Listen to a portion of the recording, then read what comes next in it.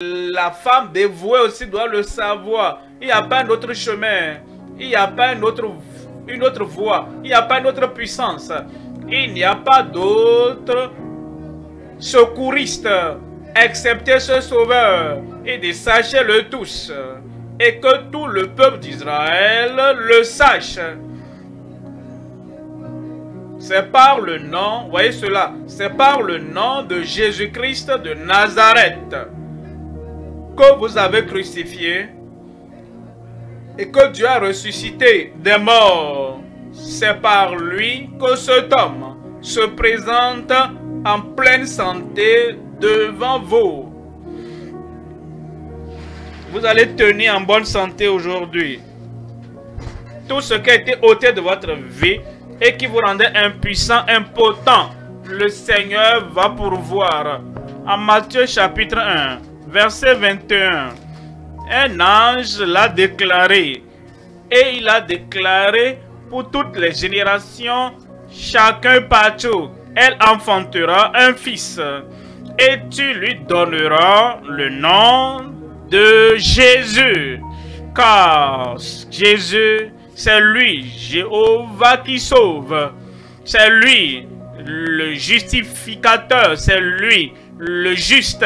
C'est lui, l'homme sans péché, qui est venu sauver tous les pécheurs. C'est lui qui sauvera son peuple de ses péchés. Ce soir, ce nom a la puissance. Et quiconque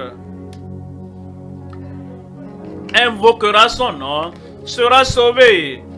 Parce qu'il dit, lui Christ, lui notre Jésus, lui notre sauveur, rédempteur, c'est lui qui sauvera son peuple de ses péchés.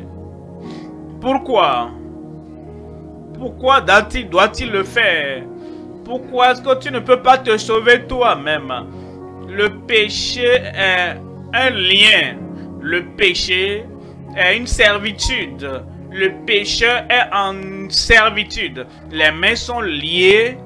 Les pieds sont liés. Servitude.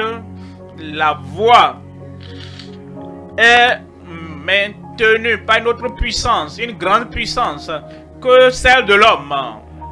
L'esclavage, le pécheur est ligoté par les cordes, par les chaînes de ses péchés.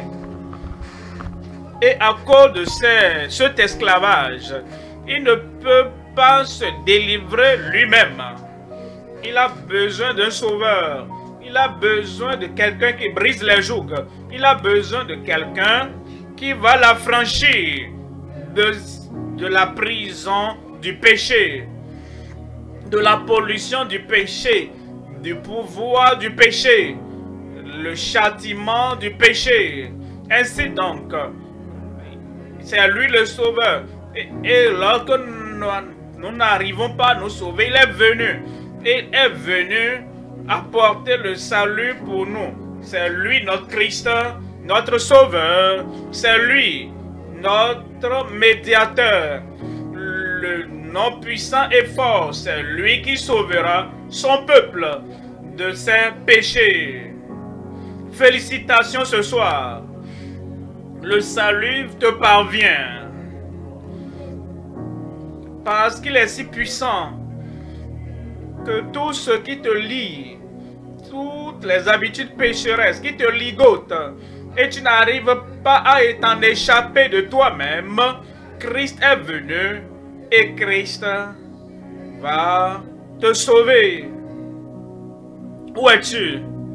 Gloire à Dieu, le salut est venu aujourd'hui. Voyons Actes chapitre 4, verset 10. Acte 4, 10. Sachez-le tous, tout le monde doit le savoir. Les vieux, les jeunes, les vieux, vous êtes très proches, vous êtes plus proches de la tombe que les jeunes, normalement. Les vieux, les personnes âgées, vous êtes plus proches de l'éternité que de la terre. Et vous devez donc savoir quelque chose avant de passer à l'autre bord. Parce que si vous allez vous traverser pour passer à l'autre bord sans le salut, c'est terminé pour vous pour l'éternité. Ainsi donc vous devez le savoir, jeunes. Vous devez aussi le savoir. Si vous parcourez la vie et vous ne connaissez pas ceci, vous serez un captif du Dieu de ce monde. Et il va se saisir de toutes les bonnes choses de votre vie jusqu'à ce que vous terminez. Vous allez regretter. Vous serez dans les chagrins et vous passerez l'éternité avec lui de l'autre côté. Donc tout le monde doit savoir. Celui qui va à l'église doit savoir cela. L'homme religieux doit connaître ceci. Et la femme dévouée aussi doit le savoir. Il n'y a pas un autre chemin. Il n'y a pas une autre voie. Il n'y a pas une autre puissance. Il n'y a pas d'autre secouriste excepté ce sauveur. Et dit, sachez-le tous.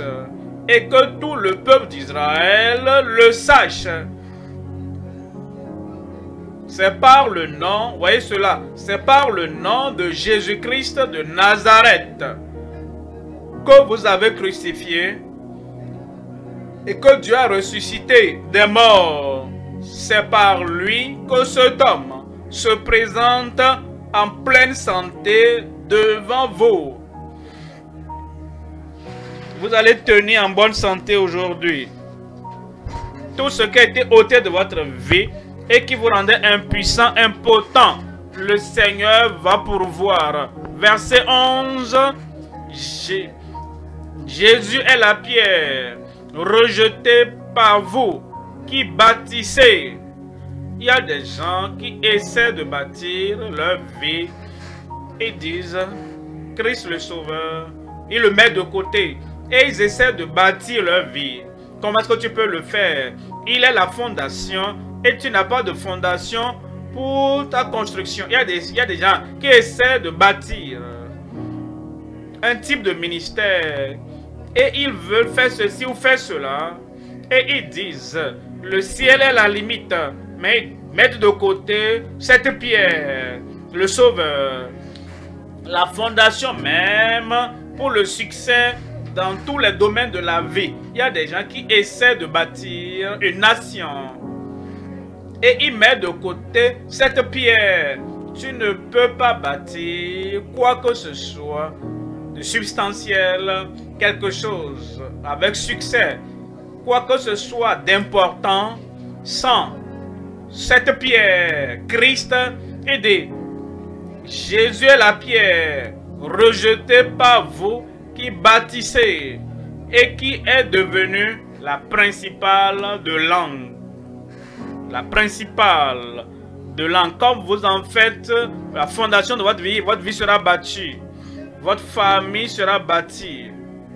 Et tout ce que vous touchez sera bâti au nom de Jésus. Verset 12, verset 12. Il n'y a de salut en aucun autre.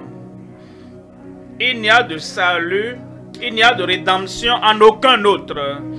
Il n'y a de secours, il n'y a pas de secours parfait ici-bas.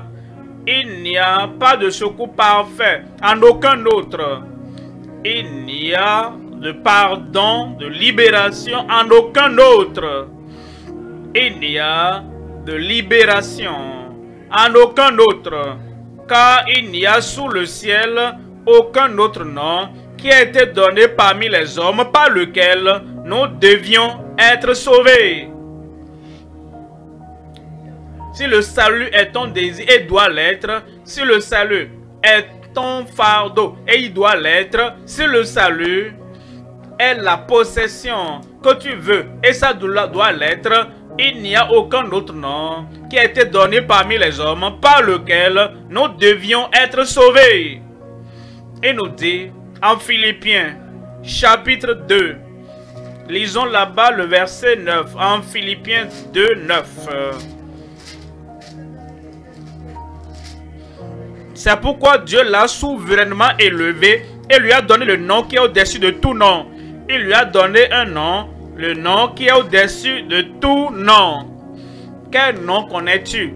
Tout nom, dans la religion, il n'y a aucun autre nom qui est au-dessus de son nom. Tout nom.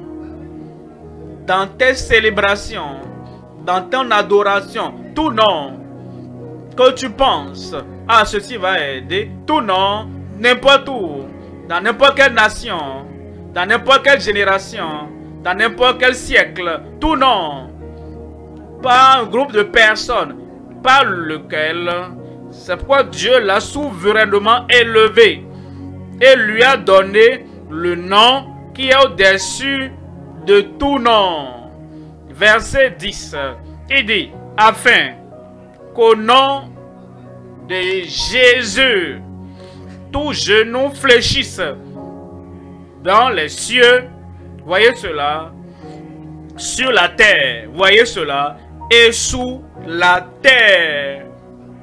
Dans le verset 11, il dit, pour que toute langue confesse que Jésus-Christ est Seigneur, à la gloire de Dieu le Père. Et aujourd'hui, comme tu confesses Jésus, ton Sauveur, ton Rédempteur, tu confesses Jésus, ton guérisseur, ton libérateur, ce soir, les bénédictions du ciel vont couler dans ta vie. Amen. Le pourvoyeur de la vie est une expression qui peut faire référence à Dieu ou à une force supérieure qui est considérée comme la source de toute vie et de toute création. Dans la Bible, il y a plusieurs versets qui soulignent le rôle de Dieu en tant que pourvoyeur de la vie et de toutes choses. Genèse 1 verset 20 à 21, Dieu dit que les eaux produisent en abondance des animaux vivants, et que des oiseaux volent sur la terre vers l'étendue du ciel. Dieu créa les grands poissons et tous les animaux vivants qui se meuvent, et que les eaux produisirent en abondance selon leur espèce, il créa aussi tout oiseau ailé selon son espèce. Dieu vit que cela était bon. Acte 17 verset 25, il n'est point servi par des mains humaines, comme s'il avait besoin de quoi que ce soit, lui qui donne à tous la vie, la respiration, et toutes choses. Merci pasteur. Que Dieu vous bénisse.